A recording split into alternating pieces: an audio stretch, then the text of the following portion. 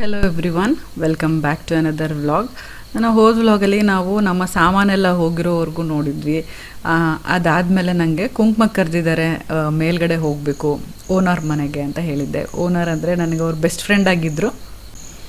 ವ್ಲಾಗ್ಸಲ್ಲಿ ತೋರಿಸಿದ್ದೆ ಕೂಡ ನಿಮಗೆ, ಗೀತಾ ಮೇಡಮ್ ಅಂತ. ಸೊ ಅವ್ರನ್ನ ಬಿಟ್ಟು ಹೋಗೋದೇ ನನಗೆ ಎಲ್ಲದಕ್ಕಿಂತ ಕಷ್ಟದ ಕೆಲಸ ಆಗಿದ್ದಿದ್ದು ಇಲ್ಲಿಂದ ಹೋಗುವಾಗ. ಸೊ ಲಾಸ್ಟ್ ಒಂದು ಸಲ ಗುಡ್ ಬೈ ಹೇಳಿ ಹೋಗೋಣ ಅಂತ ಬಂದಿದ್ದೀವಿ. ಈಗ ಗೊತ್ತಾಗಬೇಕು ಯಾವಾಗಲೂ ಈ ಕಡೆ ಬಂದಾಗ ಗಿಫ್ಟ್ ಕೊಟ್ರಲ್ಲ ಫೋಟೋ ದೇವ್ರ ಮನೆಗೆ ಹೋಗುತ್ತೆ. ಇದು ಸಂಪ್ರದಾಯ. ಇಲ್ಲ ನೀವು ಬೇಡ ಶರ್ಟ್ ಹೊಲ್ಸ್ಕೊತೀನಿ ಬಿಡು.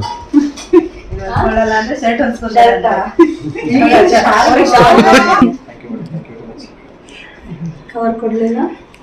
ಹಾಂ ಮೇಡಮ್, ಇಲ್ಲ ಅದೇ ಕವರ್ ಅಪ್ಡೇಟ್ ಬಂದಿತ್ತು. ಏ ಮೇಡಮ್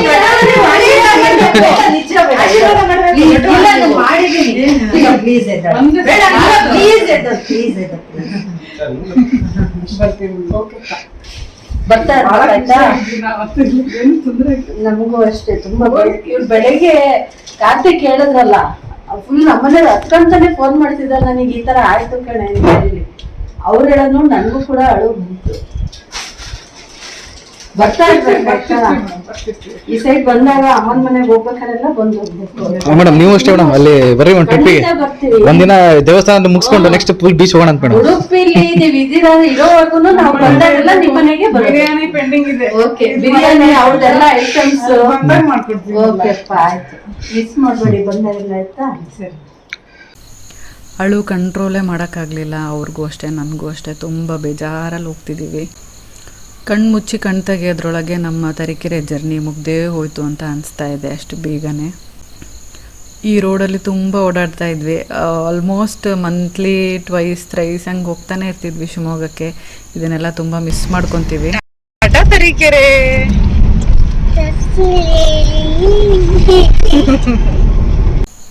ಎಷ್ಟೇ ಬೇಗ ಹೊರಟು ಬೇಗ ರೀಚ್ ಆಗಬೇಕು ಅಂದ್ಕೊಂಡ್ರು, ರಾತ್ರಿ ನಾವು ರೀಚ್ ಆಗೋ ಅಷ್ಟರಲ್ಲಿ 10:30 10:45 ಆಗಿಬಿಟ್ಟಿತ್ತು. ಹೋಗಿ ಎಲ್ಲರೂ ಟಯರ್ಡ್ ಆಗಿದ್ವಿ. ಕೀ ಇನ್ನೂ ಓನರ್ ಹತ್ರನೇ ಇತ್ತು. ಓನರ್ ಅವ್ರು ಕೂಡ ಮಲ್ಕೊಂಡ್ಬಿಟ್ಟಿದ್ರು. ಅವರಿಗೆ ವೆಯ್ಟ್ ಮಾಡಿ ಮಾಡಿ ಅವ್ರಿಗೆ ಸಿಕ್ಕಿ ಇಸ್ಕೊಂಡು ಬರೋದ್ರಲ್ಲಿ ಇನ್ನೂ ಲೇಟಾಗಿ ಹೋಯಿತು. ಯಾವಾಗ ಹಾಸಿಗೆ ಹಾಸ್ಕೊಂಡು ಮಲ್ಕೊಳ್ಳೋಣ ಅನ್ನಂಗೆ ಆಗ್ಬಿಟ್ಟಿತ್ತು. ನಾವು ಒಂದೇ ಒಂದು ಬೆಡ್ಡು, ಒಂದು ಕ್ವಿಲ್ಟು ಎಲ್ಲ ತಂದಿದ್ವಿ ಹಾಸ್ಕೊಂಡು ಮಲ್ಗೋಕ್ಕೆ. ಸೊ ಮಲ್ಗೋಕ್ಕೇನು ತೊಂದರೆ ಆಗಲಿಲ್ಲ. ಬೆಳಗ್ಗೆ ಎದ್ದು ನಾವು ಹಾಲು ಉಗ್ಸಿ ಆಮೇಲೆ ಸಾಮಾನೆಲ್ಲ ಬರುತ್ತೆ ಇಳಿಸ್ಕೊಳ್ಳೋಣ ಅಂತ ಅಂದ್ಕೊಂಡಿದ್ದೀವಿ. ಸೊ ಬೇಸಿಕ್ ನೆಸೆಸಿಟೀಸ್ ಎಲ್ಲ ನಾವು ಕಾರಲ್ಲೇ ಎತ್ಕೊಂಡು ತಂದಿದ್ದರಿಂದ, ಹಾಗೆ ಪೂಜೆ ಸಾಮಾನು ಎಲ್ಲ ತಂದಿದ್ದರಿಂದ ಪೂಜೆಗೆಲ್ಲ ಅಮ್ಮ ರೆಡಿ ಮಾಡಿದ್ದಾರೆ. ನಮ್ಮ ಮನೆ ದೇವರು ಚಾಮುಂಡಿ, ಹಾಗೆಯೇ ಸ್ಟವ್ ಹತ್ರ ಕೂಡ ಎಲ್ಲ ಪೂಜೆಗೆ ರೆಡಿ ಮಾಡಿದ್ದಾರೆ. ಹೊಸ್ಲ ಹತ್ರನೂ ಕೂಡ ಅಷ್ಟೇ. ಈಗ ಇನ್ನೇನು ಪೂಜೆ ಶುರು ಆಗುತ್ತೆ.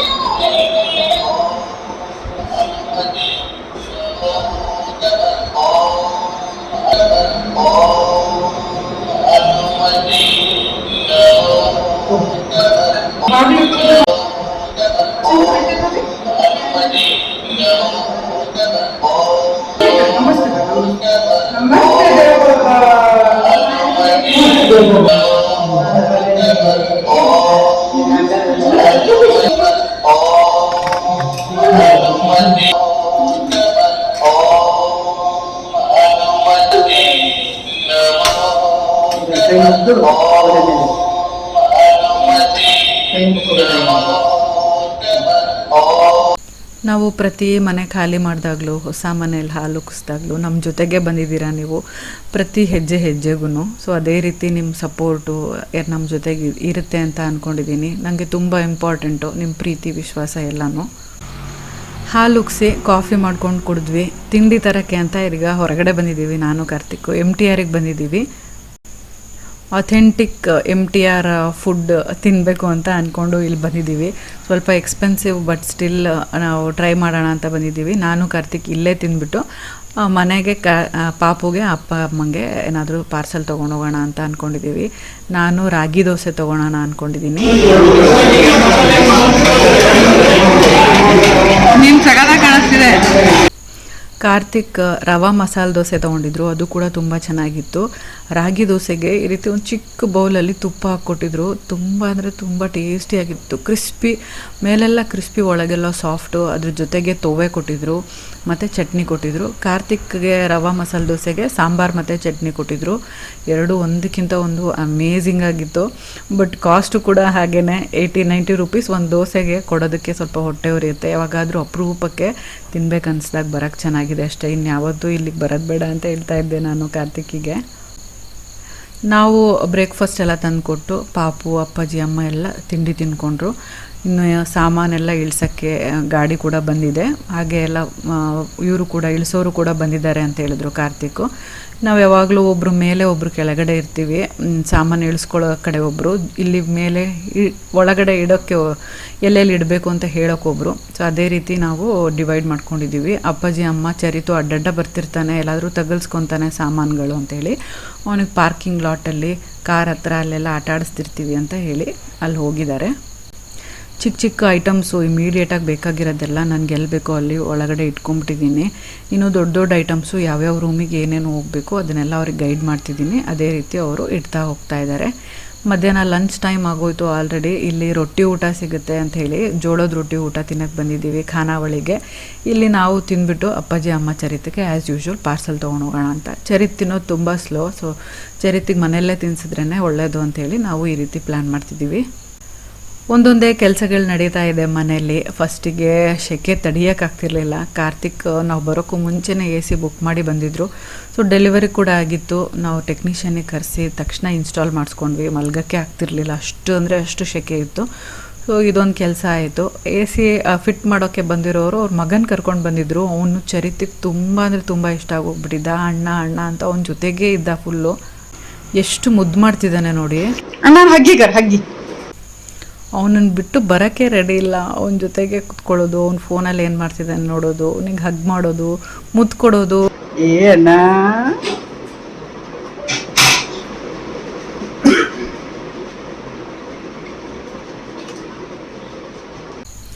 ಅದಾದಮೇಲಿಂದ ನಾನು ಅಬ್ಸರ್ವ್ ಮಾಡ್ತಾ ಇದ್ದೀನಿ. ಅಪಾರ್ಟ್ಮೆಂಟಲ್ಲೂ ಅಷ್ಟೇ ಯಾ ಅಣ್ಣಂದ್ರು ನೋಡಿದ್ರು ಅವ್ನಿಗೆ ತುಂಬ ಇಷ್ಟ. ಹಾಯ್ ಅಣ್ಣ, ಬಾಯ್ ಅಣ್ಣ, ಟಾಟಾ ಅಣ್ಣ ಅಂತ ಹೇಳ್ತಾನೆ ಇರ್ತಾನೆ. ಈ ಏಜ್ ಗ್ರೂಪ್ ಅವ್ರು ಇದ್ದಾರಲ್ಲ, ಅಣ್ಣ ಅಕ್ಕ, ಈ ಏಜ್ ಗ್ರೂಪ್ ಅವ್ರು ಭಾಳ ಇಷ್ಟ ಅವನಿಗೆ. ತುಂಬ ಚಿಕ್ಕವರು ಇಷ್ಟ ಆಗಲ್ಲ, ನನ್ನ ಏಜ್ ಅವರು ಅಷ್ಟು ಇಷ್ಟ ಆಗಲ್ಲ ಅವನಿಗೆ. ಈ ಗ್ರೂಪ್ ಅವ್ರಿಗೆ ತುಂಬ ಹಚ್ಕೊಂಡು ಬಿಡ್ತಾನೆ. ಅವ್ನು ಹೋಗೋವಾಗಂತೂ ತುಂಬ ಅಳ್ತಾ ಇದ್ದ, ಹೋಗಬೇಡ ಅಂತ. ನೆಕ್ಸ್ಟು AC ಎಲ್ಲ ಫಿಟ್ ಆಗಿದ್ದಾದಮೇಲೆ ಮಂಚ ಫಿಟ್ ಮಾಡೋರು ಬಂದಿದ್ದಾರೆ. ನಮಗೆ ಮಂಚ ಕೂಡ ಪ್ಯಾಕರ್ಸ್ ಆ್ಯಂಡ್ ಮೂವರ್ಸ್ ಅವರೇ ಎಲ್ಲ ಫಿಟ್ ಮಾಡಿಕೊಡ್ತೀವಿ ಅಂತ ಹೇಳಿದರು. ಬಟ್ ನಾನು ಹೇಳಿದ್ನಲ್ಲ, ಅವರು ತುಂಬ ಅಂದರೆ ತುಂಬ ದೊಡ್ಡ ಫ್ರಾಡ್ ಕಂಪ್ನಿ ಇದ್ದಂಗಿದ್ದಾರೆ RMS ಪ್ಯಾಕರ್ಸ್ ಆ್ಯಂಡ್ ಮೂವರ್ಸು. ನೀವು ಚಿಕ್ಕಮಂಗ್ಳೂರವರಾಗಿದ್ದರೆ ಆ ಅಂಗಡಿಗೆ ಹೋಗಿ ಚೆನ್ನಾಗಿ ಬೈದು ಬರ್ರಿ. ಅವ್ರ ಬಗ್ಗೆನೇ ಒಂದು ಸಪ್ರೇಟ್ ವಿಡಿಯೋ ಕೂಡ ಮಾಡ್ತೀವಿ ನಾವು. ಇದನ್ನು ಕೂಡ ನಾವೇ ಕರೆಸಿ ಮಾಡಿಸಿದ್ದಾಯಿತು ಎಕ್ಸ್ಟ್ರಾ ದುಡ್ಡು ಕೊಟ್ಟು. ತುಂಬ ಅಂದರೆ ತುಂಬ ನೀಟಾಗಿ ಮಾಡಿದ್ರು, ಎಲ್ಲ ಚೆನ್ನಾಗಿ ಫಿಟ್ ಮಾಡಿಕೊಟ್ರು. ಸ್ವಲ್ಪ ನಿಧಾನಕ್ಕೆ ಒಂದೊಂದಾಗೆ ಜೋಡಿಸ್ಕೊತಾ ಇದ್ದೀವಿ. ನೆಕ್ಸ್ಟ್ ಡೇ ಸ್ವಲ್ಪ ದೇವ್ರ ಮನೆ ಸೆಟಪ್ ಮಾಡ್ಕೊಂಡ್ವಿ. ಸಣ್ಣ ಗೂಡು ಥರ ಮಾಡ್ಕೊಂಡಿದ್ದೀವಿ. ಇಲ್ಲೇ ಒಂದು ಟೇಬಲ್ ಹಾಕಿ, ಯಾಕಂದರೆ ಈ ಮನೆಯಲ್ಲಿ ದೇವ್ರ ರೂಮ್ ಅಂತ ಸಪ್ರೇಟಾಗಿಲ್ಲ, ಅವರು ಕೂಡ ಏನೂ ಗೂಡು ಮಾಡಿಸಿಲ್ಲ. ಸೊ ಇದು ಕರೆಕ್ಟಾಗಿದೆ ಅಂತ ಅನಿಸಿದ್ರೆ ಇಲ್ಲೇ ಕಂಟಿನ್ಯೂ ಮಾಡ್ತೀನಿ, ಇಲ್ಲಾಂದರೆ ಲೊಕೇಶನ್ ಚೇಂಜ್ ಮಾಡ್ತೀನಿ. ನೋಡೋದು ಹೇಗೆ ಹೋಗ್ತಾ ಚೇಂಜ್ ಮಾಡೋದು ಬೇಡ ಅಂತ ಗೊತ್ತಾಗುತ್ತೆ. ಕಿಚನಲ್ಲೂ ಕೂಡ ಒಂಚೂರು ಕ್ಯಾಬಿನೆಟ್ಸ್ಗೆ ಅಂತ ಏನೇನೂ ಮಾಡಿಸಿಲ್ಲ, ಶೆಲ್ಫ್ ಕೂಡ ಮಾಡಿಸಿರಲಿಲ್ಲ. ಇಲ್ಲಿ ಬಂದಮೇಲೆ ನಾವು ಕ್ಯಾಬಿನೆಟ್ಸ್ ತರೋಣ ಅಂತ ಹೋಗಿದ್ವಿ. ವುಡನ್ ಕ್ಯಾಬಿನೆಟ್ಸು, ಗ್ಲಾಸ್ ಕ್ಯಾಬಿನೆಟ್ಸು, ಅದೆಲ್ಲ ತುಂಬ ಎಕ್ಸ್ಪೆನ್ಸಿವ್ ಇದ್ವು. ಹಾಗೆಯೇ ಅದೆಲ್ಲ ಮಾಯ್ಶ್ಚರ್ ಟಚ್ ಆದರೆ ಎಲ್ಲ ಒಂಥರ ಸ್ಮೆಲ್ ಬರೋಕ್ಕೆ ಸ್ಟಾರ್ಟ್ ಆಗುತ್ತೆ. ಹಾಗೆ ಬಾಳ್ಕೆ ಕೂಡ ಬರೋದಿಲ್ಲ. ಟ್ರಾನ್ಸ್ಫರಬಲ್ ಜಾಬ್ ಅವ್ರಿಗೆ ಅದು ಸೂಟ್ ಕೂಡ ಆಗೋದಿಲ್ಲ ಅಂಥೇಳಿ ನಾವು ಈ ರೀತಿ ಬುಕ್ಸ್ ಎಲ್ಲ ಜೋಡಿಸಿ ಇಡ್ತಾರಲ್ಲ, ರ್ಯಾಕ್, ಐರನ್ ರ್ಯಾಕ್, ಅದನ್ನು ಪೇಂಟ್ ಮಾಡಿಸಿ ತೊಗೊಂಡು ಬಂದ್ವಿ. ಇದಾದರೆ ನಮಗೆ ಎಷ್ಟು ಶೆಲ್ಫ್ ಬೇಕೋ ಅಷ್ಟು ಶೆಲ್ಫ್ ಎಕ್ಸ್ಟ್ರಾ ಹಾಕ್ಸ್ಕೊಬೋದು, ಅಡ್ಜಸ್ಟ್ಮೆಂಟ್ ಮಾಡ್ಕೋಬೋದು. ನಾವೇ ಬಿಚ್ಚೋದು ಹಾಕೋದು ಎಲ್ಲ ಮಾಡ್ಬೋದು ಈಸಿಯಾಗಿ. ಟ್ರಾನ್ಸ್ಫರ್ ಆದಾಗ ಕೂಡ ಟ್ರಾವೆಲ್ ಮಾಡೋಕ್ಕೂ ಕೂಡ ಈಸಿ ಆಗುತ್ತೆ. ಇದು ನಮಗೆ ಜಸ್ಟ್ 4000 ಈಚ್ ಸಿಕ್ತು. 2 ರ್ಯಾಕ್ ತೊಗೊಂಡ್ವಿ. ಟೋಟಲ್ 8000 ಆಯಿತು. ಬಂದಾಗಿಂದ ಖರ್ಚು ಮೇಲೆ ಖರ್ಚು ಆಗ್ತಾನೇ ಇದೆ, ಏನು ಮಾಡೋಕ್ಕಾಗೋದಿಲ್ಲ. ಚರಿತಿಗೆ ಕೆಲವೊಂದು ಡಾಕ್ಯುಮೆಂಟ್ ಸಬ್ಮಿಟ್ ಮಾಡೋಕ್ಕೆ ಹೇಳಿದರು ಸ್ಕೂಲಲ್ಲಿ. ಚರಿತು ಇಲ್ಲಿ ನೋಡಿ. ಒಬ್ಬಳೇ ಹೋಗೋದ್ರ ಬದಲು ಅವನಿಗೂ ಕರ್ಕೊಂಡು ಹೋದರೆ ಇನ್ನೂ ಫೆಮಿಲಿಯರ್ ಆಗ್ತಾ ಇರ್ತಾನೆ. ಸ್ಕೂಲಿಗೆ ಹೋಗೋದು ಬರೋದು ಮಾಡ್ತಾಯಿದ್ರೆ ನೋಡಿದ್ರೆ ಅವನಿಗೆ ಹೊಸ ಜಾಗ ಅನ್ಸೋದಿಲ್ಲ ಫಸ್ಟ್ ಡೇ ಸ್ಕೂಲ್ಗೆ ಹೋದಾಗ ಅಂತ ಹೇಳ್ಬಿಟ್ಟು ನಾನು ಅವನಿಗೂ ಕರ್ಕೊಂಡು ಹೋಗಿದ್ದೆ. ಇಲ್ಲಿ ಅವನಿಗೆ ಆಟ ಆಡೋಕ್ಕೆ ಕಾರೆಲ್ಲ ಕೊಟ್ಟಿದ್ರು ಮ್ಯಾಮು. ತುಂಬ ಫ್ರೆಂಡ್ ಮಾಡ್ಕೊಂಡ್ಬಿಟ್ಟಿದ್ದ ಮ್ಯಾಮ್ಗೆ. ಖುಷಿಯಾಗಿ ಎಂಜಾಯ್ ಮಾಡ್ದ. ವಾಪಸ್ ಬರೋಕ್ಕೆ ರೆಡಿ ಇರಲಿಲ್ಲ. ಸೊ ಇವತ್ತಿನ ಈ ವ್ಲಾಗ್ ಇಷ್ಟ ಆಯಿತು. ನಿಮಗೆ ಇಷ್ಟ ಆಗಿದ್ರೆ ಲೈಕ್ ಮಾಡಿ, ಫ್ರೆಂಡ್ಸ್ ಆ್ಯಂಡ್ ಫ್ಯಾಮಿಲಿ ಜೊತೆ ಕೂಡ ಶೇರ್ ಮಾಡಿ. ನೀವಿನ್ನೂ ನಮ್ಮ ಚಾನಲ್ಗೆ ಸಬ್ಸ್ಕ್ರೈಬ್ ಮಾಡದೆ ನೋಡ್ತಾ ಇದ್ದರೆ ಸಬ್ಸ್ಕ್ರೈಬ್ ಮಾಡಿ. ಪಕ್ಕದಲ್ಲಿರೋ ಬೆಲ್ ಐಕನ್ನ ಕ್ಲಿಕ್ ಮಾಡೋದ್ರಿಂದ ನಾನು ಎಲ್ಲ ವಿಡಿಯೋ ನೋಟಿಫಿಕೇಷನ್ ನಿಮ್ಮ ಮೊಬೈಲ್ಗೆ ತಕ್ಷಣ ಸಿಗುತ್ತೆ ಅಂತ ಹೇಳ್ತಾ ಈ ವ್ಲಾಗ್ನ ನಾನು ಇಲ್ಲಿಗೆ ಮುಗಿಸ್ತಾ ಇದ್ದೀನಿ. See you all in my next vlog. Till then take care. Bye.